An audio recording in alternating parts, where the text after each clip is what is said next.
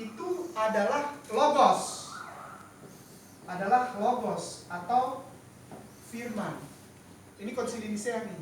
Konsili Nisea isinya Yesus Kristus logos. Jadi dia adalah firman. Lalu ada dicocokkan dengan Yohanes 1 ayat 1 sampai 14. Isinya gini. Ein aki ho logos ho theon, ho logos, ho theos. Pada mulanya adalah firman itu bersama-sama dengan Allah, dan firman itu adalah Allah. Itu adalah himne, lirik lagu dari penyembahan berhala yang namanya agama Helenisme Stoa yang kita bahas itu. Jadi ini dimasukkan. Konsili Nisea bukan bilang agama Kristen.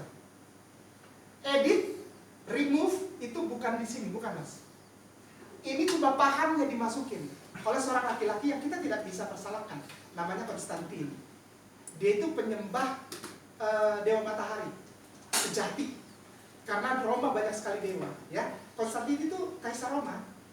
Namanya Konstantinus, ya, Valentinus. Dia tidak bilang agama Kristen, enggak. Nah, agama Kristen dan pengeditan itu mulai berlaku jauh setelah itu. Nah, agama Kristen dulu ya, Kristen. Lalu ada Caesar, ada kaisar Caesar. Namanya ya 27 Februari, nama dia keluarin dekret. Namanya Religio Licita. Ya, Religio Licita. Religio itu religion, agama, ya. Licita yang sah, legitimate. Apa? Evangelicamque doctrinam, Patris et Filii et Spiritus Sanctus, una maestate superilia Christianorum et Catholicorum. Itu bahasa Latin. Jadi mengabarkan kepada seluruh umat, mau dia agamanya apapun, ikut selamat, nggak ikut digorok. Nah, ini bukan bisa-bisa saya. Ini fact sejarah bahwa laki-laki yang sudah beristri dan punya anak dikumpulin anak istrinya, lalu kepala laki-laki itu dipegang, lalu diambil golok yang tidak tajam. Jangan yang tajam, harus yang tidak tajam. Lalu dipotong lehernya di depan anak istrinya, potong sampai dia mengakui Patris et Filii et Spiritus Sanctus. Patris itu Bapa, Filii itu anak, Spiritus Sanctus itu Roh Kudus, itu Spirit, Holy Spirit. Ya, Patris et Filii et Spiritus Sanctus sebagai Evangelicamque doctrinam atau pengajaran yang mulia yang dari surga. Terima itu, enggak gorok. Nah, kenapa digorok, dibikin sengsara? Supaya anak istrinya enggak ikut bapaknya. Maka itu dibilang ini religio licita, ini dekret yang paling berdarah. Dan ini sampai sekarang masih ada di West Wing, sayap kanan, sayap barat dari gereja Saint Peter Basilica. Jadi kalau ke Vatikan, mampir di itu, kita tidak bisa masuk ruang utama ya. Jadi nanti ada guide-nya, tuntun gitu ya, pakai bendera kecil ke samping gitu. Nah, nanti di situ ada dekret religio licita. Bagaimana kata-kata agama Kristen itu timbul. Bahwa setiap orang yang mengaku ajaran Bapa, Putra, dan Roh Kudus, dia disebut sebagai Christianorum atau manusia Kristen atau Catholicorum. Catholikus artinya universal, global. Jadi agama Kristen yang seluruh bumi. Katolik itu bukan nama agama. Katolik itu dari kata Catholicus. Catholicus itu artinya universal, global, seluruh bumi. Gitu. Jadi sebetulnya agama yang benar ada pertama adalah kekristenan. Nah, setelah ini baru masuk ke pertanyaannya. Itu dimulai dari gampang nih, masih ingat ya. Satu. Tahun 1111 AD itu dimulai ya, melihat orang yang namanya tulisan-tulisan dari Tertullian. Tertullian adalah seorang filosof dari Roma, dari keturunan Yunani, Greka, yang mempunyai pemikiran agama Helenisme Stoa, menyembah Helen. Siapa yang suka sama klub sepak bola Roma, AS Roma? Tahu klub sepak? Nggak asik kan, nggak doyan bola. Doyan bola nggak sih? Laki-laki nggak doyan bola, bingung. Doyan? Ya. Lambangnya AS Roma itu serigala. Serigala, tapi kelihatan susunya. Serigala, kelihatan susunya. Namanya Capitolonia. Itu serigala yang menyusui dua anaknya Helen. Namanya Romus dan Romulus. Romus itu jadi ibu kota Roma, dia kembar anaknya. Tapi yang nyusuin itu, nyusu gini sama serigala. Nah itu cikal bakal Helenisme Stoa, agama Roma. Ibadahnya ini langsung pada lihat. Nah itu tuh, ini, lihat yang kayak gini nih, ya, AS Roma. Ini Capitolonia nama serigalanya. Masa nggak tahu sih, kasihan deh. Come on, 2017 nih, Agnos. Lagi musim Agnos. Apa sih Agnos? Kau nggak tahu Agnos kalau ngomong Agnos. Ini, jadi 2 orang kembar menyusunya ke serigala. Mamanya dibilang Capitolonia, maka itu ibu kota negara disebut capital city. Ayo dong, ya. Udah tahu kan? Capital city, asal kata Capitolonia. Setan. Ibadahnya tuh tandur besar. Apa tandur tuh? Dari tanah liat gitu. Gini, besar terus gini, terus ada pinggirnya gini. Ini tanah liat besar sekali. Terus ada kaki-kaki gini. Kaki-kaki. Ini api besar api. Lalu orang-orang bertelanjang berkeliling. Ini 17 tahun ke atas, tapi udah 17 nih. Berkeliling. Lalu mereka bersetubuh satu antara lain. Itu ibadahnya. Bersetubuh. Plato, pernah dengar nama Plato? Plato menulis di dalam puisinya begini, saking menjijikkannya ibadah Helenisme Stoa itu, sampai orang udah gak sadar dia sedang bersetubuh dengan manusia atau dengan setan. Karena setan juga turun ambil bagian, membentuk tubuhnya jadi manusia, lalu bersetubuh di situ. Imam bersetubuh dengan jemaat bersetubuh dengan imam, saling bersetubuh, keliling. Udah selesai, lalu masuk ke ibadah pokok. Ibadah pokoknya adalah ambil satu orang bayi. Usia paling tua harus 8 bulan. Lebih dari itu nggak diterima. Dan bayi itu laki-laki yang sempurna. Kenapa 8 bulan? Supaya dia kuat ketika dipegang sebelah kakinya begini. Diperlihatkan kepada jemaat. Ini udah mulai serem nih. Jangan nggak bisa makan ya dengan cerita saya kan. Ya, diangkat kakinya sebelah, dipotong kepalanya. Badan dari mulai leher sampai kaki dibagi-bagi, diambil iris-iris. Dari sini timbul istilah kanibalisme. Ini timbul dari ibadah itu. Dimakan dagingnya, dibagi sama yang sebelah tadi. Kepalanya kemana? Dimakan? Tidak. Kepalanya digantung sebagai lambang hitung-hitungan untuk persembahan kepada dewa Helen. Nah, digantungnya di mana? Di sini kakak.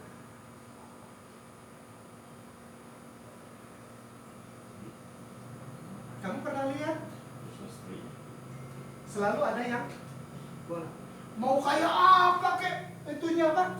Ininya apa? Hiasannya ada boneka Santa, ada tongkat, ya lucu ya. Tapi harus selalu ada bola polos. Sebagus apapun itunya, pohonnya, harus ada bola polos, harus ada gantungan polos bola digantung. Miska dan Marsha, nonton nggak film Miska dan Marsha? Film kartun. Miska dan Bear, ya Miska, Bear itu. Ada cerita tentang bola itu. Begitu dikhususkannya bola, itu lambang pengganti kepala kayu saya. Silakan nikmati ya. Ini bukan menghina, ini fakta sejarah, historical fact. Ya, 1516 sampai 1522, Desiderius Erasmus dengan bukunya the book is Matius 24, Yohanes tuh. Nggak taunya berkontradiksi karena rupanya yang lain dia belum hapus, dia belum edit sampai akhirnya mentok di Kisah Para Rasul 19 ayat 2 itu ya, yang bahwa orang-orang, kakak bisa cari Bible, Roh Kudus, Bapa Putra Roh Kudus, itu bukan ajaran Yesus. Orang jemaat aja kagak tahu, bukan saya ngomong, Bible yang ngomong, tidak dikenal sampai setelah tahun 1522. Bayangin, 1500 tahun setelah Isa diangkat ke surga, baru ada ajaran Bapa, Putra, dan Roh Kudus. Kamu tahu istilah baptis? Saya suruh dia begitu pulang mandi ya. Kalau yang orang-orang ya, Zeni, siapa lagi yang syahadat? Tapi diniatin, aku berniat mandi hadat besar karena hari ini aku telah menjadi seorang muslim. Waktu dia syahadat disuruh mandi pulang, kita air melalui, baptizo pakai Z, artinya air lalu.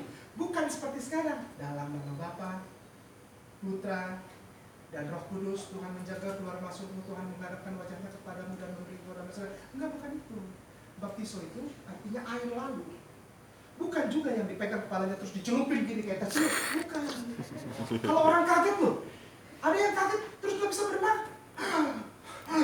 Bukan dapat berkat, dia tiba-tiba step di situ. Maka itu jangan main celup orang seenaknya aja, kasihan. Kalau dia nggak bisa berenang gimana? Kalau dia gelap-gelapan, ada yang apa namanya? Orang kalau masuk air tiba-tiba kejam, apa? Ayam. Ayam. Oh.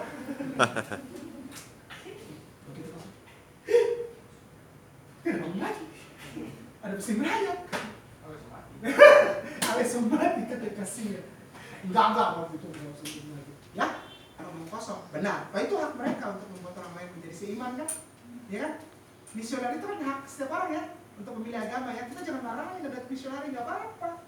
Itu justru membuat kita iman Islam itu tambah tebal. Kita jadi tahu gitu bahwa ada misi kekristenan dari mulai tahun 1918 sampai 1961, apalagi sampai sekarang. Kita sering lihat bule-bule jalan pakai kemeja putih itu, ada anak-anak muda pakai celana hitam, udah pakai ini gitu kan, yang disebut Witness of Jehovah. Anak Jeho itu ya. Aduh, ganteng-ganteng. Senang sama orang yang menguasai Bible. Senang benar. Kalau kita bisa ngobrol. Ya, ini. Ya, Abang Jabar ya. Ada remove, ada edit, ini.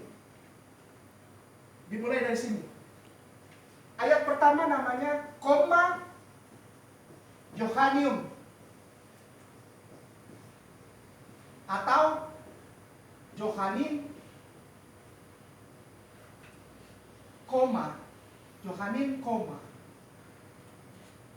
yaitu 1 Yohanes 1 John 5 ayat 7 sampai 8. Ini Johanin koma, artinya ayat aslinya di scripture ada Roh Kudus, itu tidak pernah ada ternyata. Wih, sadis ya.